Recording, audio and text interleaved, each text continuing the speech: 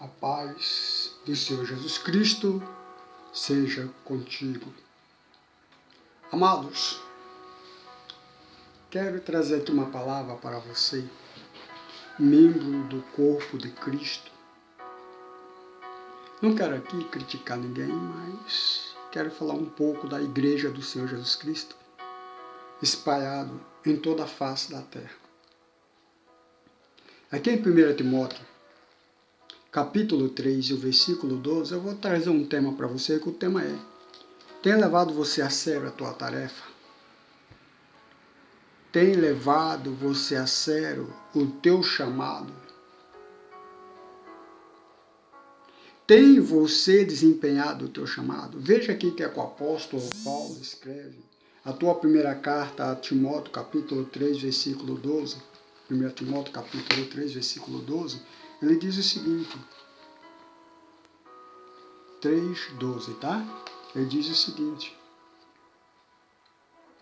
os diáconos seja marido de uma mulher e governe bem os seus filhos e a sua própria casa. Os maridos seja, marido de uma só mulher, governe bem a tua casa, bem a tua casa, os seus filhos. Agora, eu gostaria, dentro desse contexto, trazer ali 1 Pedro 2, 1 Pedro capítulo 2, e o versículo 21, 1 Pedro 2, 21, onde diz o seguinte: porque para isto sois chamados, pois também Cristo padeceu por nós, deixando-nos o exemplo para que siga a tua pisada. Então diz que nós fomos chamados, pois também Cristo padeceu por nós, deixando o exemplo para que siga as pisadas de quem? De Cristo. Pergunto mais uma vez: tem você levado a sério o teu chamado? Tem você desempenhado o teu chamado a sério? Você sabia que Deus tem dado todas as condições para mim, todas as condições para você, para desempenhar o chamado? O que a gente vê é alguns irmãos ou irmãs, missionária, ou pastor, pastora, dizendo que não aguenta mais, querendo entrar debaixo do zimbo, ou querendo entrar na caverna e pedir a morte para Deus. Não quero dizer que você é um Jonas, também não quero dizer que você é um Elias. Você é você mesmo. Eu quero dizer que você é você mesmo. Mas esqueça Jonas, esqueça Elias, mas hoje eu e você temos condições propícias para isso.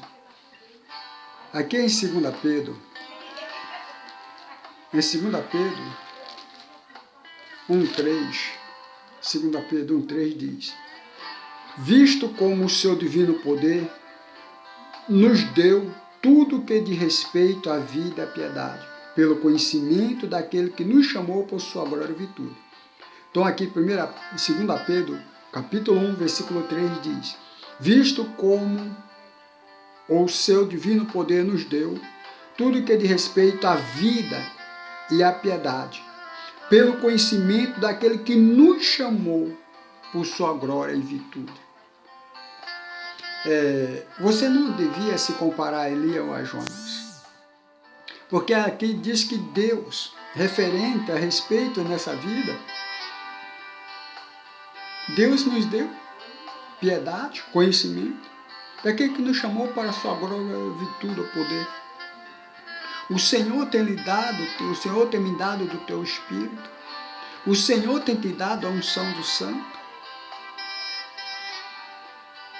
o Senhor tem te guardado, mas muitas das vezes devemos procurar aonde? Dentro de nós. Veja o que é que diz 2 Pedro capítulo 1, versículo 10. Diz o seguinte: portanto, irmãos, procurai fazer cada vez mais firme. Ele diz procurai fazer cada vez mais firme. Ele não manda você diminuir o passo, ele não manda você largar, ele não manda você parar o conselho. Portanto, irmão, procurai fazer cada vez mais firme a vossa vocação. Mais firme a vossa vocação, isso quer dizer, o teu chamado, o meu chamado. Então, fazer mais firme. Seja mais firme, mais forte, mais vigoroso. E a eleição. A eleição é porque você foi eleito. Se você não fosse eleito, porque uma coisa é você ser chamado, uma coisa é você ser chamado e ser eleito. Eleito quer dizer, Deus te colocou lá. Deus te colocou no púlpito. Deus te colocou no altar. Deus te colocou para trabalhar na obra dele. Deus colocou você para representar ele. Deus colocou você para anunciar o Evangelho, que é o poder de Deus da salvação do homem. Mas muitas das vezes, irmão, pregar o verdadeiro Evangelho nos traz dor, nos traz luta, nos traz perseguições, nos traz aflições. Porque alguns pregam um Evangelho light, um Evangelho fácil, um Evangelho de facilidade, um Evangelho onde as pessoas buscam, né, o dia a dia, o cotidiano do dia a dia, onde as pessoas querem se livrar da doença, onde as pessoas querem prosperar, quem não quer prosperar? No mundo, tanto prosperam os que servem a Deus, os que não servem a Deus também prosperam. E também tem aqueles que servem a Deus que não estão prosperando, e no mundo tem pessoas que não servem a Deus que não estão prosperando. Eu não quero falar aqui da prosperidade. Eu só quero falar que Deus colocou você, e Deus me colocou, Deus te chamou e te elegeu, para que você e eu pregue o Evangelho do Senhor. Para que esse mundo, a humanidade apartada de Deus, ela venha se arrepender dos seus pecados, venha se arrepender da sua idolatria e se volta ao Senhor, para que possa alcançar refrigério da parte do Senhor. E não pode vir refrigério da parte do Senhor se primeiro eu não reconhecer o meu erro, se primeiro eu não me arrepender, se eu não me converter em Cristo Jesus, para que meus pecados sejam apagados. E aí vem o refrigério. É só você ver lá, Atos capítulo 3 e o versículo 19, você vai ver lá. Você vai ver que a pregação de João Batista é arrependei-vos. A de Jesus Cristo também é arrependei-vos. E a dos apóstolos é arrependei-vos. Veja no livro de Atos.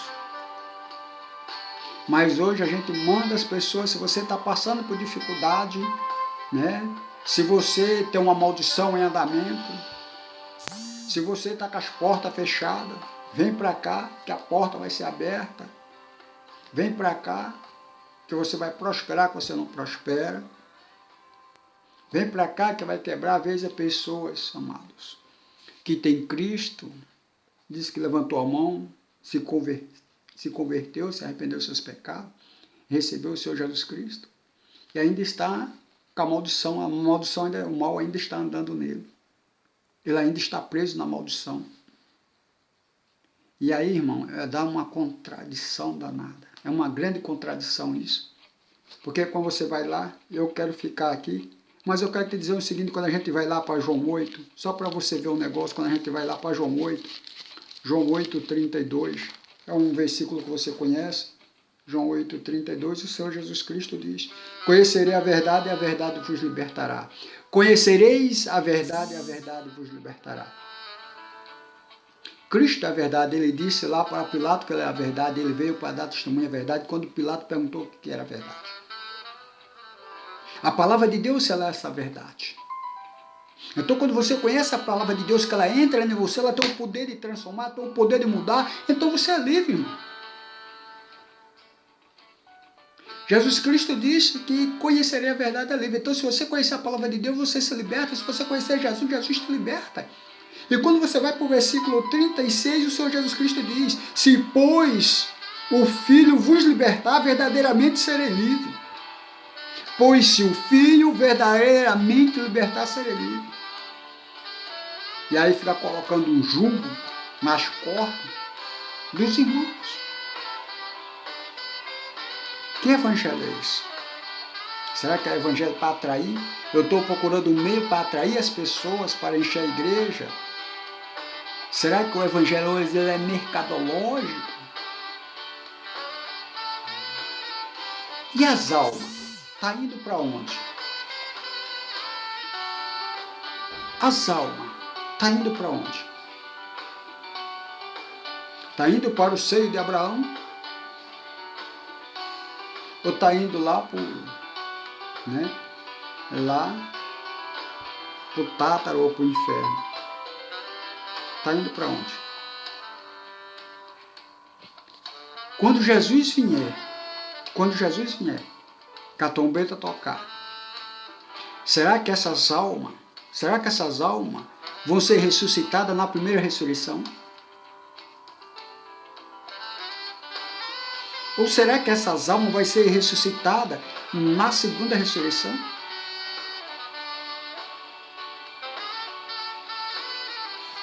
Precisamos assim estar olhando. Então o Senhor, Ele nos capacitou, Ele nos deu de tudo. Então nós devemos procurar, irmão, do coração, com toda a diligência, a nossa vocação.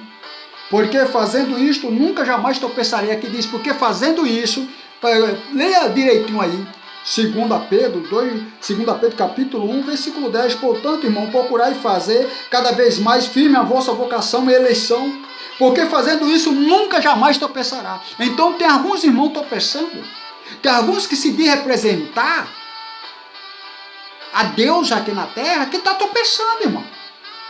Ele diz que fazendo isso não tropeçará de modo algum. Eu vou parar, eu quero a morte. Jesus Cristo veio para dar vida, Ele não veio para trazer morte. Se fosse para trazer a morte, Ele não vinha.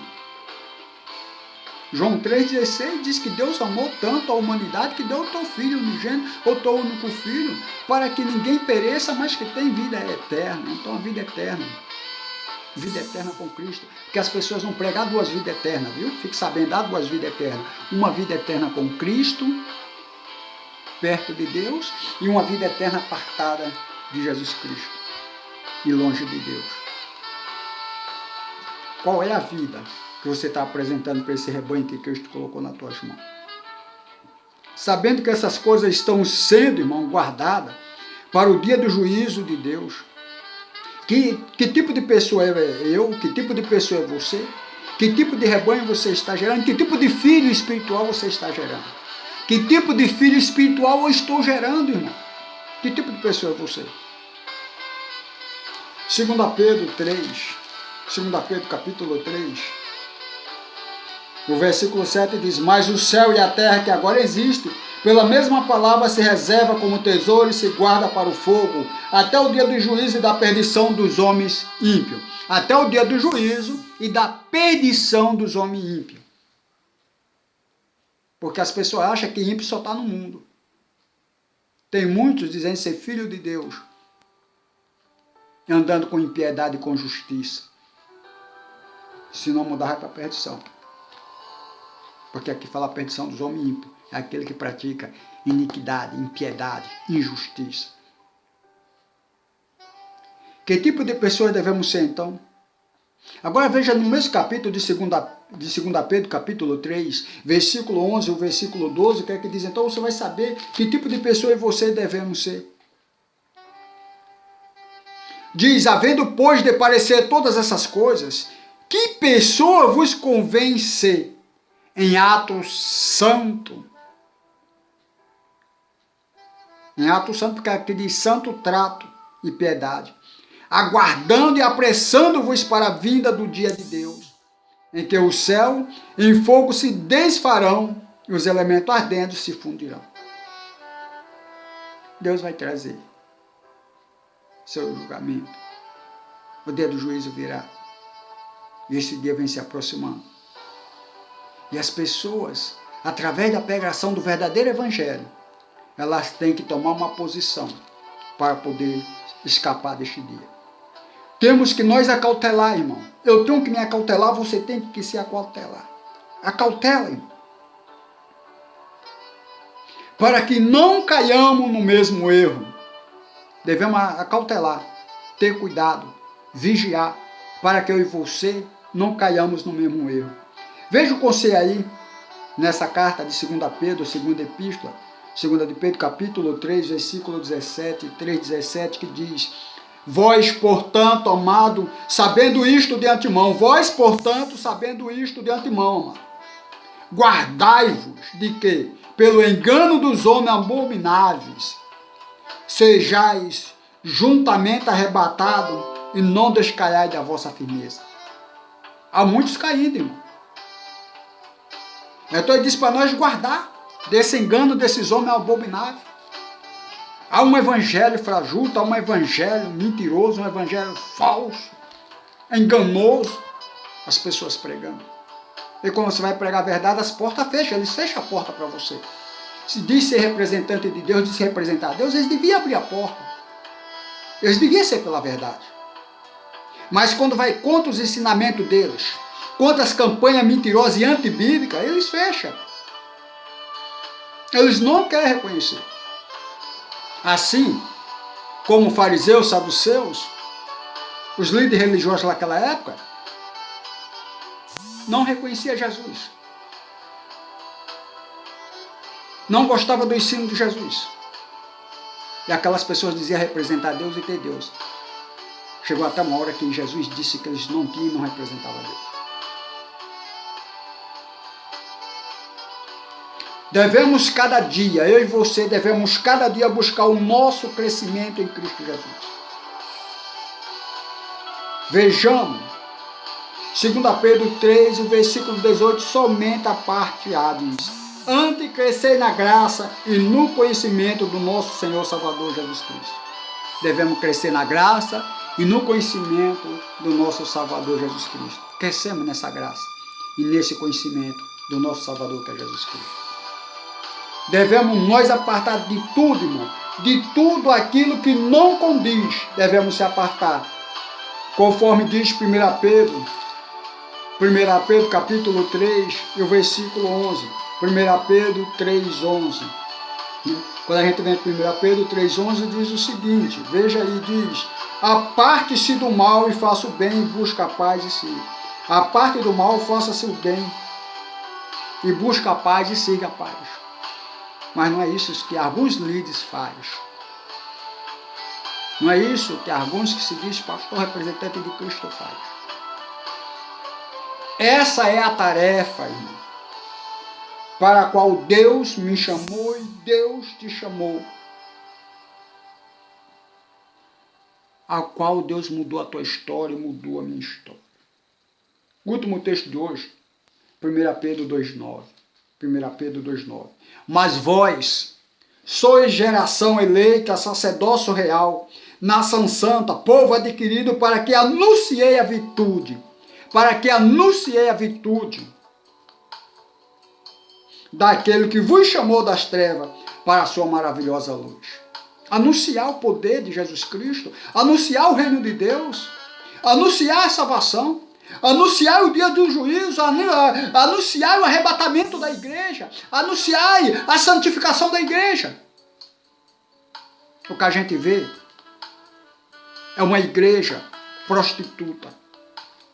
O que a gente vê é uma igreja se prostituindo. Eu não estou dizendo no adultério físico, não. Eu estou dizendo no adultério espiritual.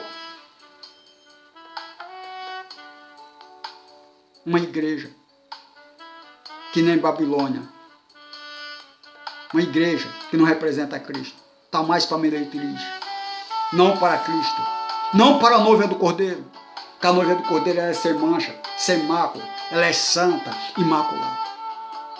E é esta a igreja que ele vem buscar. Está desempenhando bem o teu chamado?